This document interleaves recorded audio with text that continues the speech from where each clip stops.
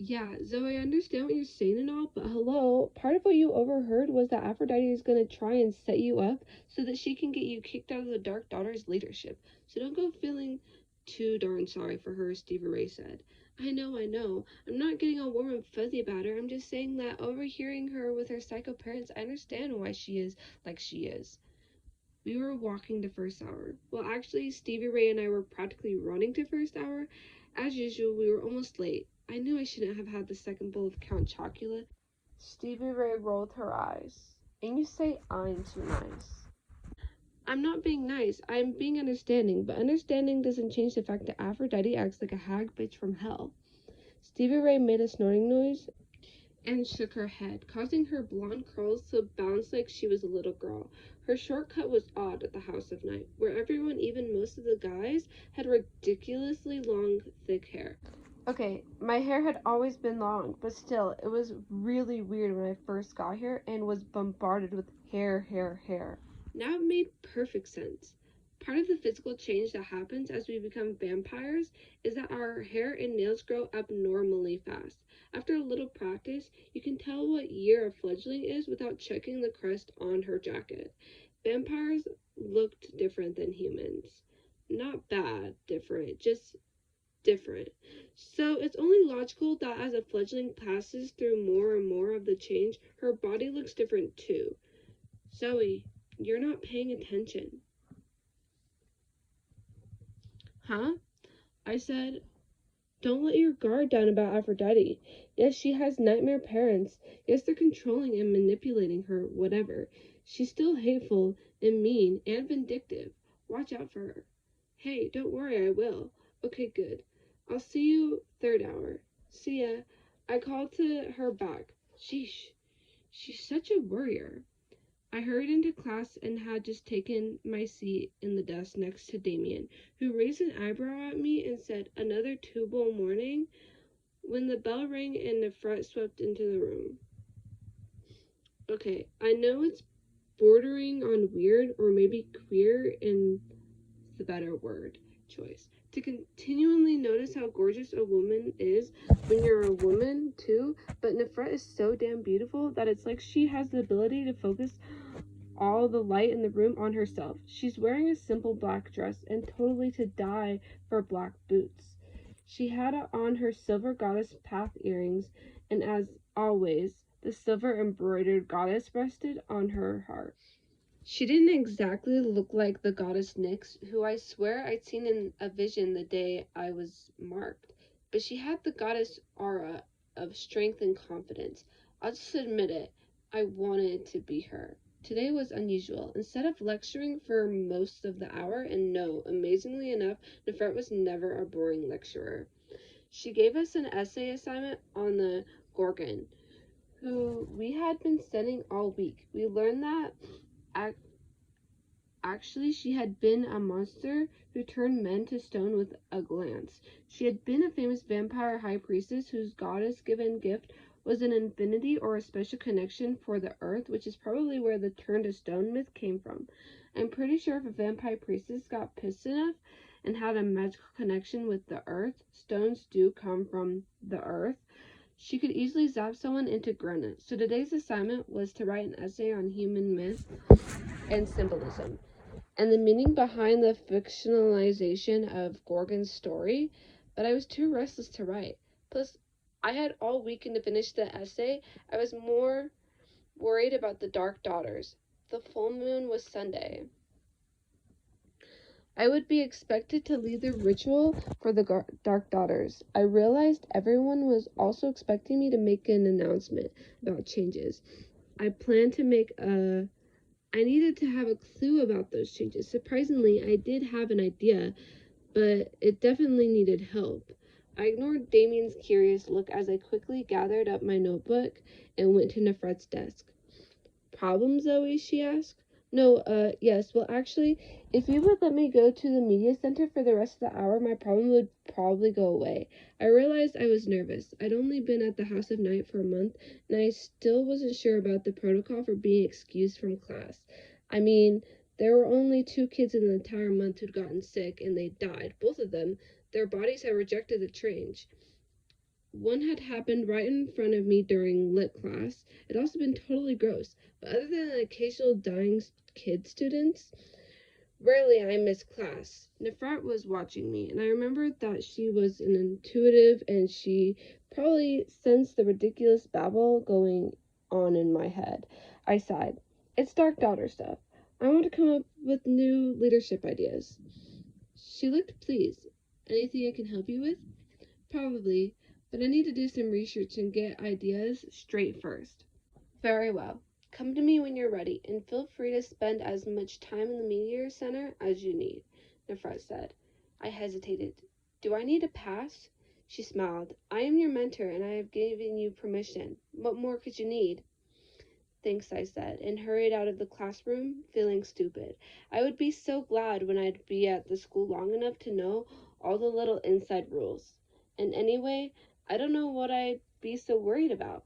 The halls were deserted. Unlike my old high school, South Intermediate High School, in Broken Arrow, Oklahoma, which is totally boring suburb of Tulsa, there were no Napoleon complex. Overly tanned vice principals with nothing better to do than to prowl the halls harassing kids.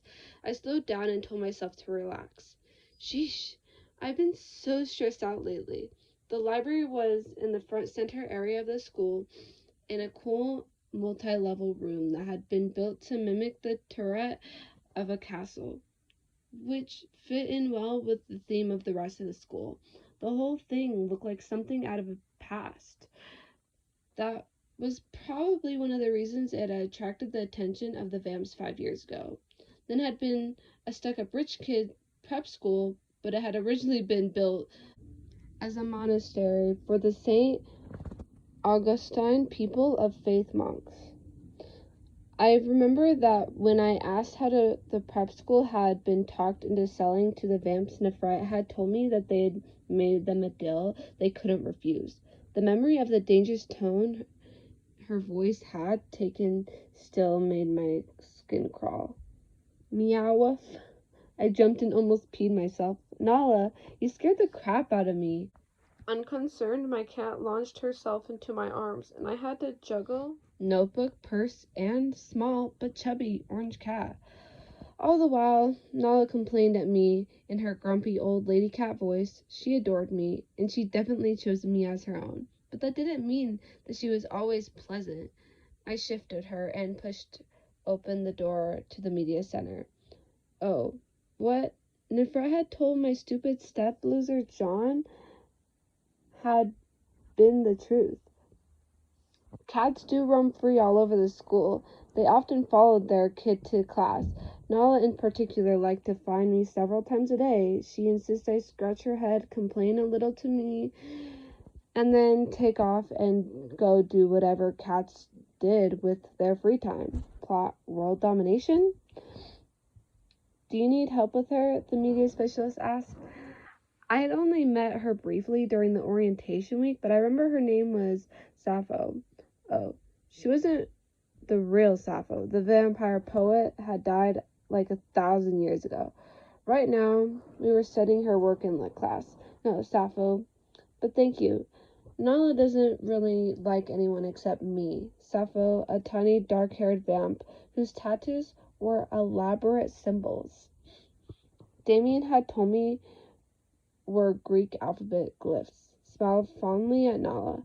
Cats are such wonderful, interesting creatures, don't you think? I moved Nala to my other shoulder and grumbled into my ear. They're definitely not dogs, I said. Thank the goddess for that. Do you mind if I use one of the computers? The media center was lined with row after row of books, thousands of them, but it also had a very cool up-to-date computer lab. Of course, make yourself at home and feel free to call me if you can't find what you need. Thanks. I picked up a computer that sat on a nice big desk and clicked into the internet. This was something else that was way different than my old school. Here, there were no passwords and no internet filtering programs that restricted sites. Here, students were expected to show some sense and act right. And if they didn't, it's not like the vamps who were almost impossible to lie to wouldn't find out. Just thinking about trying to lie to Nefret made my stomach hurt. Focus and stop messing around. This is important. Okay, so an idea had been milling around in my head. It was time to see if there was anything to it. I pulled up Google and typed in private preparatory schools. Zillions came up. I started narrowing. I wanted exclusive and upper class. None of those stupid alternative academies that were really just holding pens for future criminals. Ugh. I also wanted old schools, ones that had been around for generations. I was looking for something that had passed the test of time. I easily found Chatham Hall, which was the school Aphrodite's parents had thrown in her face. It was an exclusive East Coast prep school, and man, did it look stuck up. I clicked out. Any place Aphrodite's freak parents approved of would not be something I wanted to use as a role model. I kept searching. Exeter, Andover, Taft, Miss Porter's. Really? That's the school's name? Kent. Kent? I've heard of that name before. I told Nala, who had curled up on the top of the desk so that she could watch me sleepily. I clicked into it. It's in Connecticut. That's why it's so familiar. This is where Shani had been going when she was marked. I browsed through the site, curious to see where Shani had spent the first part of her freshman or third former year. It was a pretty school. There was no denying that. Stuck up for sure, but there was something about it that just seemed more welcoming than the other prep schools. Maybe it was just because I knew Shani. I kept going through the site and suddenly sat up straighter. This is it, I muttered to myself. This is the kind of stuff I need. I pulled out my pen and notebook paper and got busy taking notes. Lots of notes. If Nala hadn't hissed a warning, I would have jumped out of my skin when a deep voice spoke at me. You look completely engrossed in that. I glanced over my shoulder and froze. Oh my God.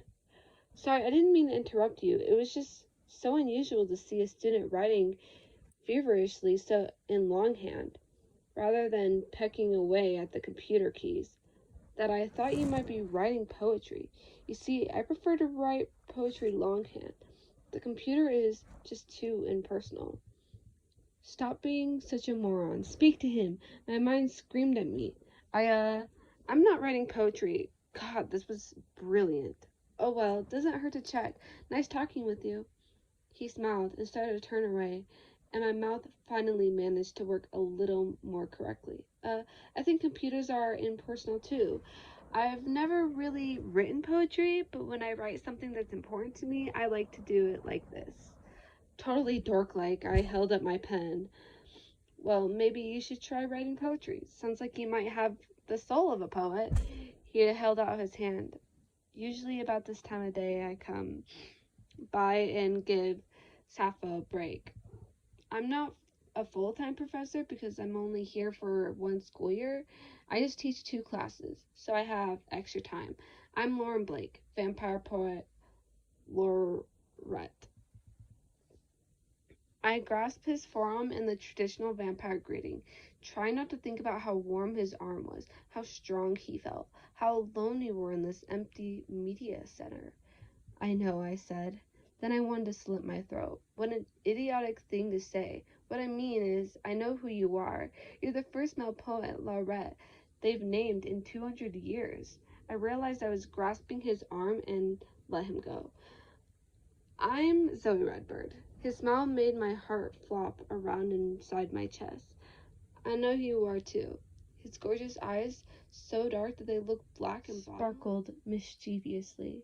You're the first fledgling to have a colored and expanded mark, as well as the only vamp, fledgling, or adult to have an affinity for all 5 of the elements. It's nice to finally meet you face to face. Nefret's told me a lot about you. She has? I was mortified that my voice squeaked. Of course she has. She's incredibly proud of you. He nodded at the empty seat beside me.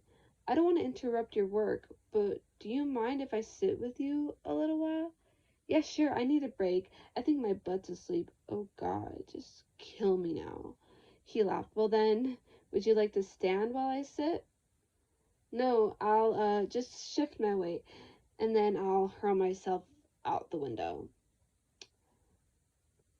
So, if it's not too personal, may I ask what you're working so diligently on? Okay, I need to think and talk. Be normal. Forget that he is easily the most heart-stoppingly beautiful man I'd ever been near my entire life. He's a professor at the school, just another teacher, that's all. Yeah, right. Just another teacher who looked like every woman's dream of the perfect man, and I did mean man. Eric was hot and handsome and very cool. Lauren Brake was a whole other universe. A totally off-limits, impossibly sexy universe I was not allowed access to. As if he saw me as anything but a kid anyways. Please, I'm 16. Okay, almost 17, but still, he probably at least 21 or something. He was just being nice. More than likely, he wanted a closer look at my freaky marks. He could be collecting research for a highly embarrassing poem about the Zoe. If you don't want to tell me what you're working on, that's fine. I really didn't mean to bother you. No, it's okay. I drew a deep breath and got myself together. Sorry, guess I was still thinking about my research. I lied, hoping that it was a young enough vamp that he didn't have the incredible lie detector powers that the older professors have. I blundered quickly on. I want to change the Dark Daughters. I think it needs a foundation, some clear rules and guidelines. Not just to join, but once you're in, there should be standards. You shouldn't be given a free pass to be as big as a jerk you want to be, and still get the privilege of being a Dark Daughter or son. I paused, and I could feel my face getting hot and red. What the hell was I babbling on about? I must sound like a school idiot. But instead of laughing at me, or worse, saying something patronizing and taking off, he seemed to be considering what I said. So what have you come up with? He asked. Well, I like the way this private school called Kent runs their student leadership group. Look. I clicked on the right link and read from the text. The senior council and perfect system is an integral part of life at Kent. These students are chosen as leaders who vow to be role models and to manage all aspects of student life at Kent. I used my pen to point at the computer screen. See, there are several different prefects, and they are elected to each yearly council by votes of the students and the faculty. But the final choice is made by the headmaster, which would be Nefret, and the senior prefect, which would be you, he said. I could feel my face getting hot again. Yeah, it also says every May new council members are tapped as possible appointees for the next school year. And there's a big service held to celebrate. I smiled and said more to myself than him. Sounds like a new ritual Nix would approve of. As I said the words, I felt the rightness of them deep within me. I like it, Lauren said. I think it's a great idea. Really? You're not just saying that? There's something about me that you should know. I don't lie. I stared into his eyes. They seemed bottomless. He was sitting so close to me that I could feel the heat from his body, which made me suppress a shiver from a sudden rush of forbidden desire. Well, thanks then, I said softly, feeling suddenly bold. I continued. I want the Dark Daughters to stand for more than just a social group. I want them to set examples, do the right thing. So I thought that each of us would have to swear to uphold 5 ideals representing the 5 elements. His brows went up. What did you have in mind? The Dark Daughters and Sons should swear to be authentic for air, faithful for fire, wise for water, empathetic for earth, and sincere for spirit. I finished without looking at my notes. I already knew the 5 ideals by heart, so I watched his eyes instead. He didn't say anything for a moment. Then slowly, he reached out and traced one finger over the fluid line in my tattoo. I wanted to tremble under his touch, but I couldn't move. beautiful and intelligent and innocent," he whispered. Then his incredible voice recited, "The best part of beauty is that which no picture can express." So sorry to interrupt, but I really need to check out the next 3 books in the series for Professor Anastasia. Aphrodite's voice broke the spell between Lauren and me, as well as almost giving me a heart attack. Actually, Lauren looked as shaken as I felt. He dropped his hand from my face and walked quickly to the checkout counter. I sat where I was like I'd grown to my chair, trying to look oh so busy scribbling more notes, which were actually, well, scribble. I heard Sappho come back in and take over checking out Aphrodite's books from Lauren. I could hear him leaving, and almost as if I couldn't help it, I turned and looked at him. He was walking out the door and not paying the least bit of attention to me. But Aphrodite was staring straight at me with a wicked smile curving her perfect lips. Well, hell,